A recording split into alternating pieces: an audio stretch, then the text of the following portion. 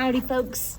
We are ready for Chapter 8 of Holes. So grab your copy. We are on page 41. Let's see what happens today.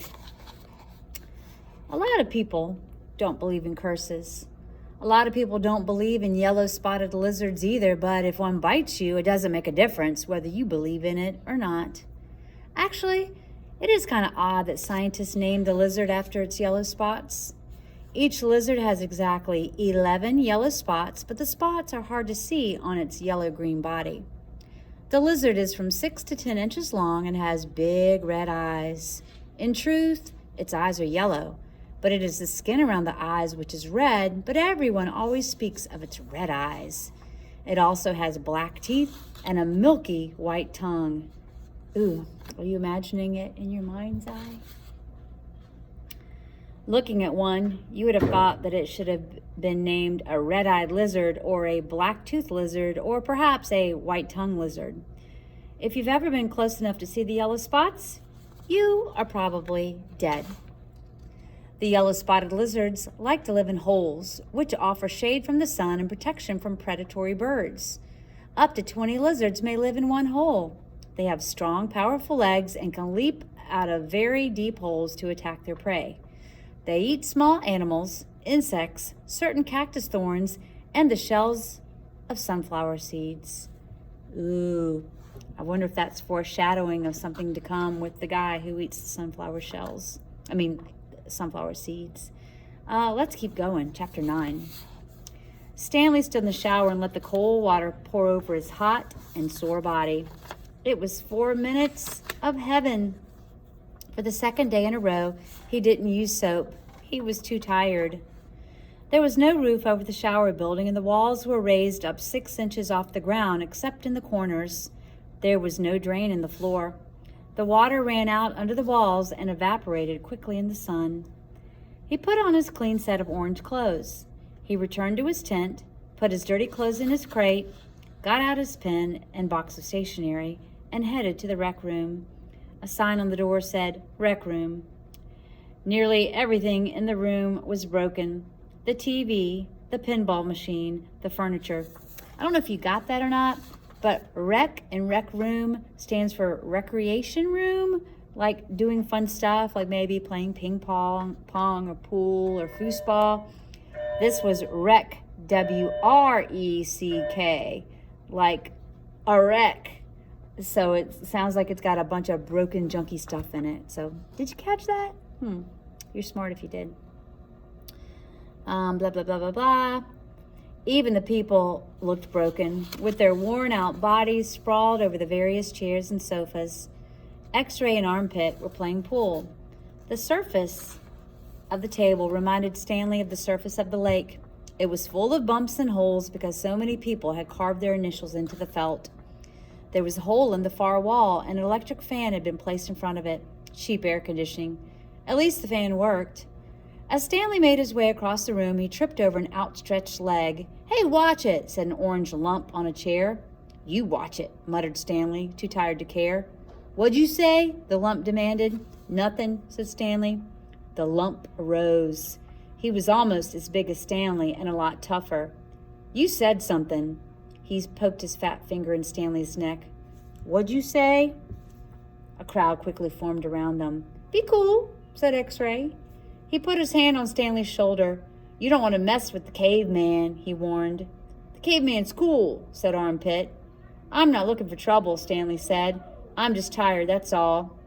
The lump grunted. X-Ray and Armpit led Stanley over to a couch. Squid slid over to make room as Stanley sat down. "Did you see the caveman back there?" X-Ray asked. "The caveman's one tough dude," said Squid, and he lightly punched Stanley's arm. Stanley leaned back against the torn vinyl upholstery. Despite his shower, his body still radiated heat. "I wasn't trying to start anything," he said. The last thing he wanted to do after killing himself all day on the lake was to get in a fight with a boy called the caveman. He was glad X-Ray and Armpit had come to his rescue. "Well, how'd you like your first hole?" asked Squid. Stanley groaned and the other boys laughed. "Well, the first hole's the hardest," said Stanley. "No way," said X-Ray. "The second hole's a lot harder. You're hurting before you even get started. If you think you're sore now, just wait and see how you feel tomorrow morning, right? That's right, said Squid. Plus, the fun's gone, said X-Ray. The fun? Asked Stanley. Don't lie to me, said X-Ray. I bet you always wanted to dig a big hole, right? Am I right? Stanley had never really thought about it before, but he knew better than to tell X-Ray he wasn't right. Every kid in the world wants to dig a great big hole, said X-Ray. To China, right? Right, said Stanley. See what I mean, said X-Ray. That's what I'm saying. But now the fun's gone, and you still got to do it again. And again. And again. Camp Fun and Games, said Stanley. What's in the box? Asked Squid. Stanley had forgotten he had brought it. Paper. I was going to write a letter to my mother. Your mother? Laughed Squid. She'll worry if I don't. Squid scowled. Stanley looked around the room. This was the only place in camp where the boys could enjoy themselves. And what'd they do? They wrecked it. The glass on the TV was smashed as if someone had put his foot through it. Every table and chair seemed to be missing at least one leg. Everything leaned. He waited to write the letter until after Squid had gotten up and joined the game of pool. Dear Mom, today was my first day at camp, and I've already made some friends. We've been out on the lake all day, so I'm pretty tired.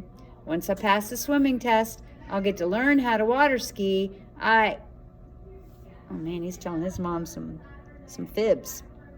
He stopped writing as he became aware that somebody was reading over his shoulder. He turned to see Zero standing behind the couch. I don't want her to worry about me, he explained. Zero said nothing. He just stared at the letter with a serious, almost angry look on his face. Stanley slipped it back into the stationery box. Did the shoes have red X's on the back? Zero asked him. It took Stanley a moment, but then he realized Zero was talking about Clyde Livingston's shoes. Yes, they did, he said. He wondered how Zero knew that. Brand X was a popular brand of sneakers. Maybe Clyde Livingston made a commercial for them. Zero stared at him for a moment with the same intensity with which he had been staring at the letter. Stanley poked his finger through a hole in the vinyl couch and pulled out some of the stuffing. He wasn't aware of what he was doing. Come on, Caveman, dinner, said Armpit. You coming, Caveman? Said Squid. Stanley looked around to see that Armpit and Squid were talking to him. Sure, he said. He put the piece of stationery back in the box, then got up and followed the boys out to the tables. The lump wasn't the caveman. He was. He shrugged his left shoulder. It was better than Barf Bag. Oh, man. That was kind of depressing. Well, till next time when we find out what's going to happen. See you soon.